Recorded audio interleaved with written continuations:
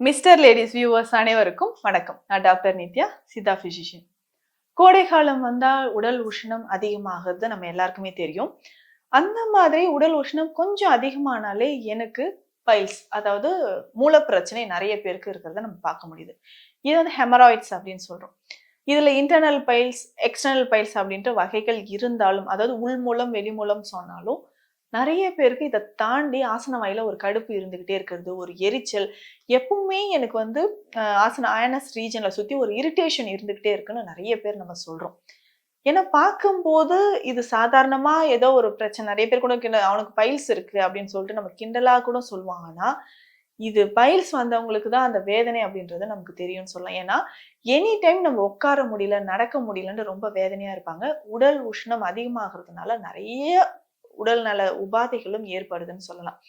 இப்ப பொதுவா பைல்ஸ் இருக்குன்னா, இப்ப கோடை காலம் வரும்பொழுது என்ன ஆகும்னா, ஃபர்ஸ்ட் இனிஷியலா நமக்கு மோஷன் போகும்போது ஒரு டைட்னஸ் அப்படின்றது ஏற்படும்.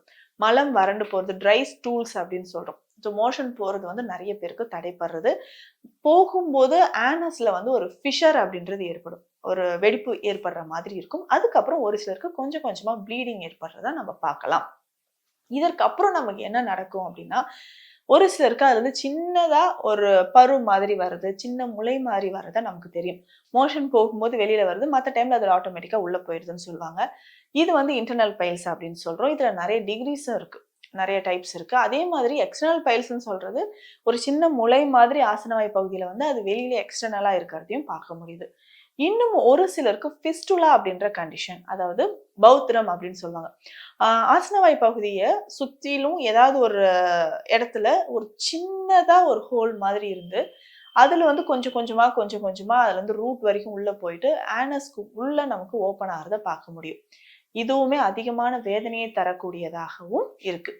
இப்ப பொதுவா இந்த பைல்ஸ் வருதுன்னா, நம்ம உடல்ல உஷ்ணம் உஷ்ணம் அப்படின்னு சொல்றது 3 தாதுக்கள்ல வாதம், பித்தம், கபத்துல இந்த பித்தம் அதிகரிக்கிறதுனால வரக்கூடிய பிரச்சனைகள் தான்.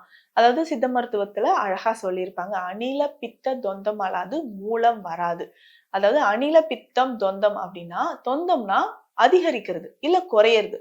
தொந்தம் ஏற்பட்டுச்சு அப்படின்னாவே அதுல பிழை இருக்கு அப்படின்னு அர்த்தம். அப்ப பித்த நாடியில நமக்கு பிரச்சனை ஏற்படுத்து, பித்தம் அதிகரிக்கும் போது உடல் உஷ்ணத்தால் நமக்கு மூல பிரச்சனைகள் நிறைய பேருக்கு ஏற்படுது. சொல்வாங்க, மேடம் எனக்கு இந்த பைல்ஸ் மட்டும் சரியாயிடுச்சுன்னா போதும். ஏன்னா பைல்ஸ் இருக்கிற நிறைய பேருக்கு பார்த்தோம்னா உடல் எடை குறைஞ்சிக்கிட்டே வரும். நம்ம பாடியில இருக்கக்கூடிய ரத்தம் வந்து அனிமிக்கா இருப்பாங்க. ஏன்னா இங்க நமக்கே தெரியாம பைல்ஸ் வந்து ப்ளீடிங் ஆயிட்டே இருக்கும். ப்ளீடிங் பைல்ஸ் வந்து நிறைய பேருக்கு இருக்கும். மோஷன் போகும்போது ப்ளீடிங் ஆயிட்டே இருக்கிறதுனால இந்த பைல்ஸ் பிரச்சனை வந்து தாங்க முடியாத ஒரு வலியும் வேதனையும் தர மாதிரி இருக்கும். பொதுவாக இந்த பைல்ஸ் இருக்கிறவங்க என்னென்ன உணவுகளை தவிர்க்கணும் அப்படின்னு பார்த்தோம்னா, நிறைய பேர் நம்ம தவிர்க்க வேண்டிய விஷயம் காரமான உணவுகள், புளிப்பு சேர்ந்த உணவுகள், உப்பு அதிகமா இருக்கிற உணவுகளை தவிர்க்கணும். அடுத்து முக்கியமாக பார்த்தோம்னா, நிறைய மசாலா, எண்ணெய் சேர்த்து இருக்கக்கூடிய உணவுகளை தவிர்க்கணும். ஆல்கஹால் ஸ்மோக்கிங் ஹேபிட் இருந்தா அதையும் நிச்சயமாக தவிர்க்கணும். இதை தவிர்த்தோம்னாலே பாதி நோய் வந்து நமக்கு குணமாயிடும்.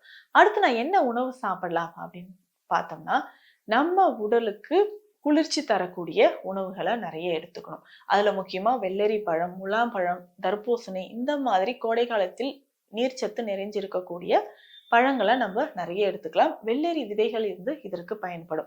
அதே மாதிரி கடல் பாசியை நம்ம உணவில் நிறைய சேர்த்துக்கலாம். இந்த கடல் பாசியை நம்ம எப்படி சேர்க்க போறோம்னா, பாலோடு சேர்த்தோ இல்ல தேங்காய் பால்ல கொஞ்சம் சேர்த்தோ டெய்லி கொஞ்சம் கொஞ்சம் இந்த கடல் பாசியை நம்ம வந்து உள்ளுக்கு சாப்பிட்டுட்டே வரும்போது அவ்வளவு குளிர்ச்சி தன்மை இதுல பொருந்தி இருக்கு.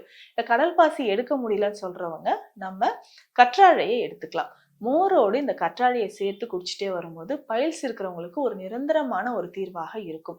அதே மாதிரி சர்க்கரை நோய் இல்லாதவர்கள் ரோஜா குல்கந்தை நம்ம எடுத்துக்கலாம். ரோஜா குல்கந்துல அதிகமான மருத்துவ குணங்கள், அது மட்டும் இல்லாம நார்ச்சத்து அதிகமா இருக்கு. நிறைய பேருக்கு அல்சர் கம்ப்ளைண்ட்ஸ் இருக்குன்னா, உடல் உஷ்ணத்தை தணிக்கணும் அப்படின்னா இந்த ரோஜா குல்கந்தை எடுத்துக்கலாம். இன்னொரு முக்கியமான விஷயம் என்னன்னா, இந்த சீசன்ல நமக்கு எல்லாருக்குமே கிடைக்கும் வேப்பம் பூ. வேப்பம் பூவையும் தேனோடு சேர்த்து நம்ம குல்கந்து மாதிரி சாப்பிட்டுட்டு வந்தோம்னா உடலில் இருக்கக்கூடிய அதிகமான உஷ்ணத்தை இது தணிக்கும். நிறைய பேருக்கு இந்த விஷயம் தெரியாது. வேப்பம் பூல குல்கந்து பண்ணலாமான்னு கூட நிறைய பேர் கேட்டிருக்கீங்க. இதை நிறைய பதிவுகளையும் நான் சொல்லியிருக்கேன். ரோஜா குல்கந்து எப்படி நம்ம கல்கண்டு தேன் சேர்த்து பண்றோமோ அதே மாதிரி கல்கண்டும் தேனும் சேர்த்து நல்லா இடிச்சு அதை வெயில்ல ஒரு 5-6 நாட்கள் வச்சு எடுக்கும்போது வேப்பம்பூ குல்கந்தும் நம்ம எடுத்துக்கலாம். இதை எடுக்க எடுக்க மூல பிரச்சனைக்கு ஒரு நிரந்தர தீர்வானது நமக்கு கிடைக்கும். அதே மாதிரி பிடிகருணைக்கிழங்கு. பிடிகருணைக்கிழங்கு தான் நமக்கு பிணி அணுகா விதியில சித்த மருத்துவத்திலேயே சொல்லியிருக்கிற ஒரு முக்கியமான கிழங்கு. இதையுமே வேக வைத்து எடுத்துக்கலாம். சர்க்கரைவள்ளி கிழங்கும் சாப்பிட்டுக்கலாம். இத நம்ம தினமும் சாப்பிட்டுட்டே வரும்பொழுது மூல பிரச்சனை குணமாகும். இந்த சர்க்கரைவள்ளி கிழங்கோட கொஞ்சமா விளக்கெண்ணெய் சேர்த்து நல்லா மசிச்சு நம்ம கொஞ்சம் கொஞ்சமா வாரத்துக்கு ஒரு 3-4 நாள் சாப்பிட்டோம்னா, ஆசன வாயில் இருக்கக்கூடிய கடுப்பு, நிறைய பேருக்கு அந்த மலச்சிக்கல், மலம் வறண்டு போறது, இது எல்லாமே குணமாகும். மூல பிரச்சனைக்கு ஒரு முற்றுப்புள்ளி வைக்கணும்னா, உடல் உஷ்ணம் அப்படின்றத நம்ம கட்டுக்குள்ள வைக்கணும். அதிகமான உடல் உஷ்ணம் தரக்கூடிய விஷயங்களை செய்யாமல் இருக்கணும். வாரத்துக்கு 2 நாள் எண்ணெய் தேய்ச்சி குளிக்கலாம். இல்ல ரொம்ப எனக்கு மலச்சிக்கல் பிரச்சனை இருந்துட்டே இருக்குன்னா, நிலாவரை சூர்ணம் எடுத்துக்கலாம்.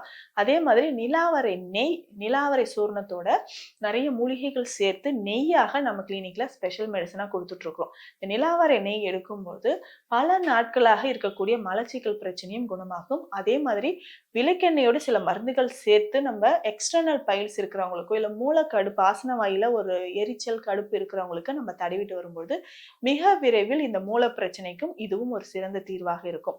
அதே மாதிரி வெளியில இருக்கக்கூடிய outside food, bakery foods, அதாவது துரித உணவுகளை நம்ம நிச்சயம் தவிர்த்தோம்னா இந்த மூல பிரச்சனைகளுக்கு நிரந்தரமாக ஒரு முற்றுப்புள்ளியை நம்ம வைக்க முடியும். இந்த பதிவு உங்க எல்லாருக்கும் பயனுள்ளதா இருந்திருக்கும். மீண்டும் அடுத்த பதிவில் சந்திக்கலாம். நன்றி.